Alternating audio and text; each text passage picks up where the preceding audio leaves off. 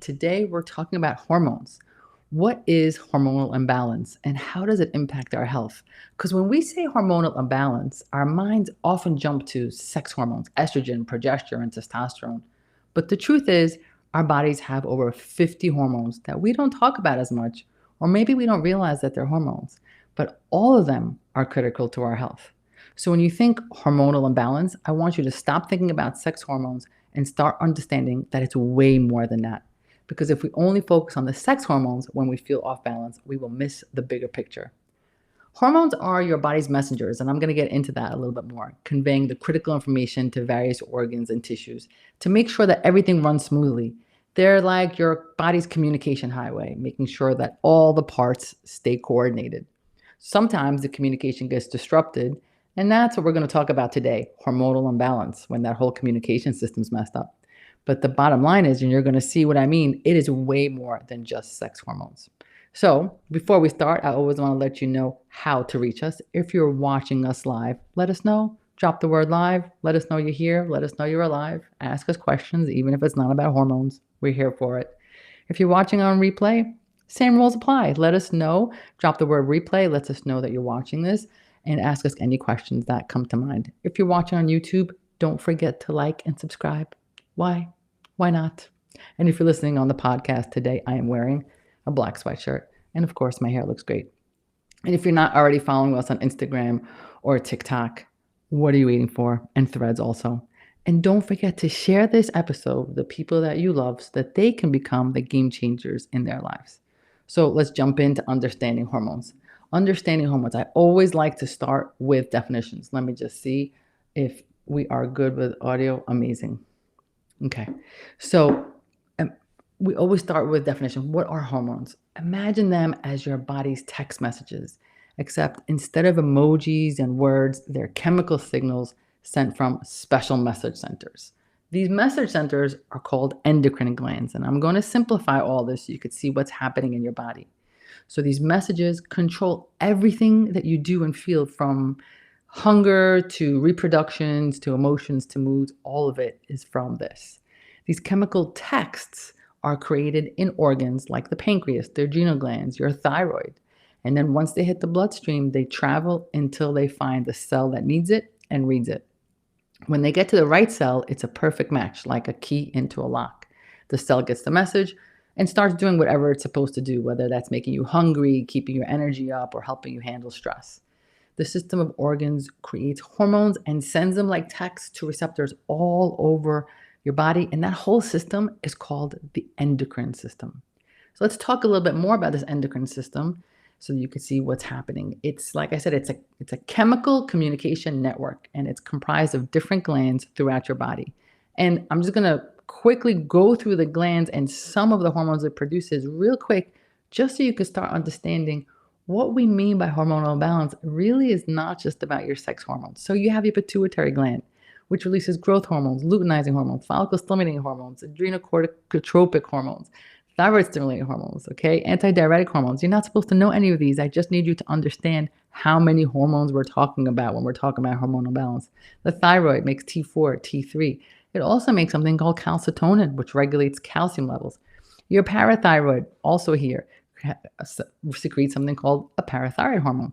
Your adrenals, over here, they produce cortisol. We all know cortisol, but did you know it was a hormone? It's actually called the stress hormone. It's produced in your adrenal glands, and that controls mood, motivation, sugar levels, metabolism, inflammation. Adrenaline is also produced there. That's your fight or flight response. But it also has some other lesser known hormones called norepinephrine. DHEA is made there, and that's like the thing that makes all the rest of your sex hormones. Your pancreas makes insulin. That's a hormone, regulates blood sugar. Glucagon, which raises blood sugar if it gets too low. Your stomach and your intestines make hormones. Ghrelin, which makes you hungry, and leptin, which makes you full. And then we finally move on to the sex hormones. The ovaries produce estrogen, and we think of estrogen as the women's hormone, but men need it also for bone health, cardiovascular health, and mood. Progesterone, also, we think of it for women, but men need it also for immunity.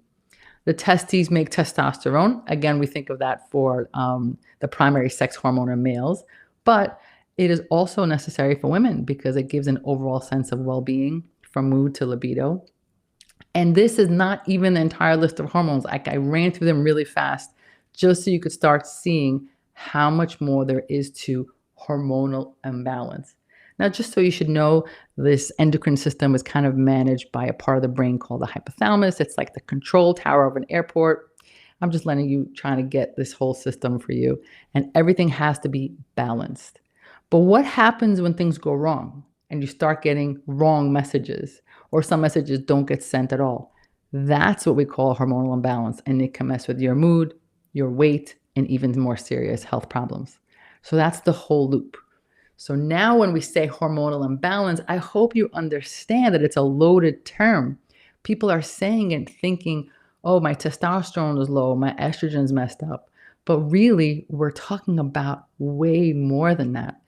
And from all these lists of hormones that I told you about, when we really say hormonal imbalance, we should start thinking about what's being produced too much or too little from the entire list.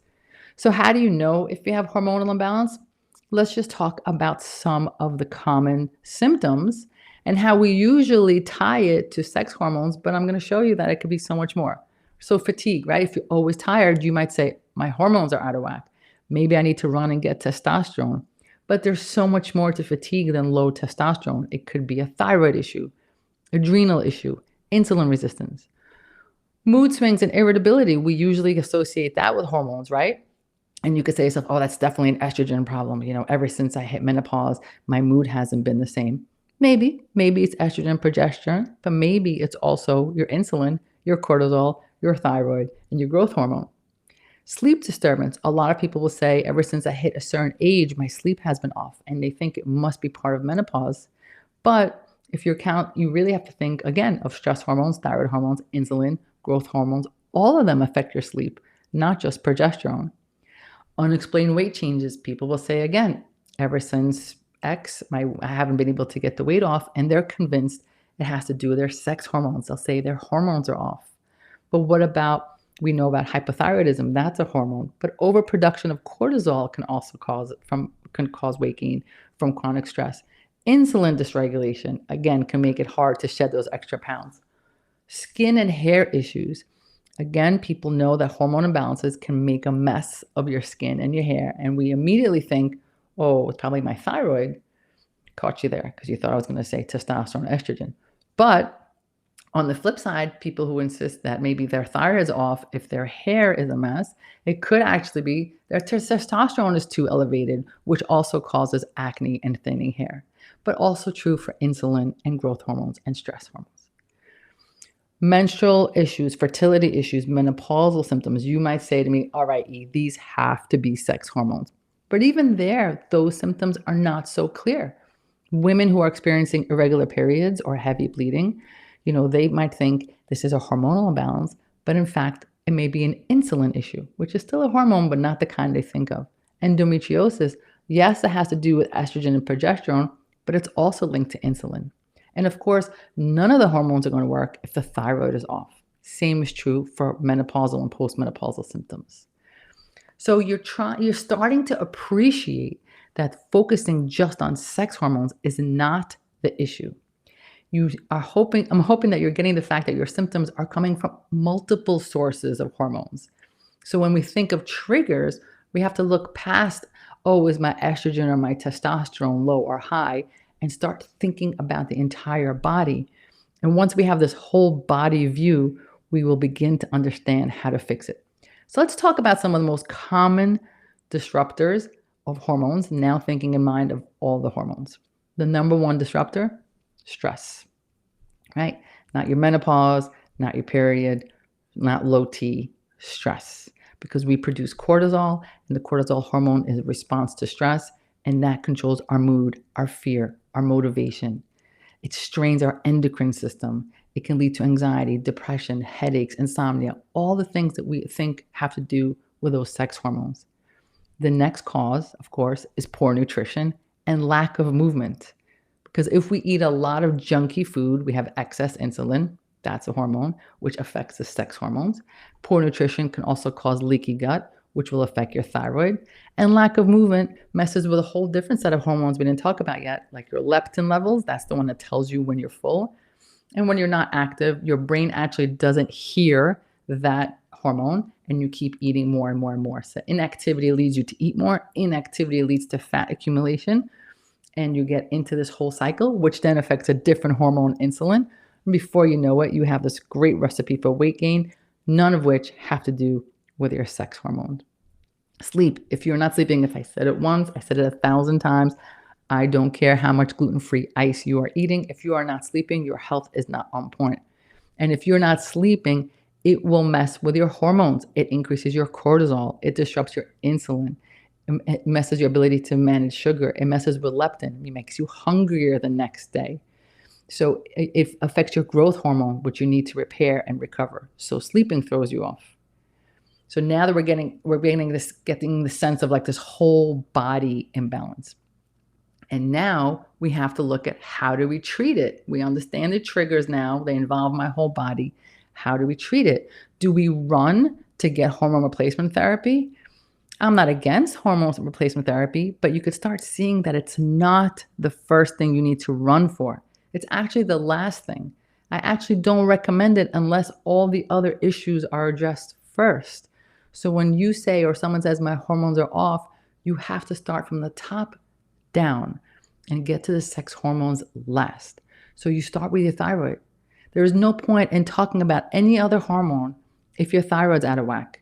Your thyroid has to be on point so your metabolism, your energy levels, and your overall well-being nice and smooth. And by the way, I did a whole episode on hypothyroid, but when you get tested, TSH is not enough. You have to make sure you get the right testing and then make sure you get the right supplements. Sorry, something on my teeth. Not anymore. This is the beauty of live. Then we look at cortisol. So we went to thyroid. Now we go to cortisol, right? Go top down.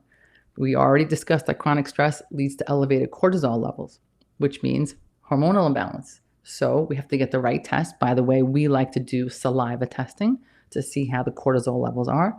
And then we have to implement lifestyle changes, bringing those cortisol levels down, managing them with supplements, right? So we went here, and then we went here. We have to check in on insulin. How's that happening? Great, my thyroid's on point. I'm managing my stress levels, but I'm eating sugar all day long. That's going to be a problem, isn't it? We have to get that hormone on point. Make sure there's no insulin resistance. We have to fix it before we get to sex hormones. So if everything's on point and your A1C is out of whack, don't even bother looking at those sex hormones. Get the A1C on point, okay? For those of you who don't know, that's the diabetes number and the insulin resistance number. Lastly, we get to sex hormones. And that's when we start dealing with estrogen, progesterone, testosterone.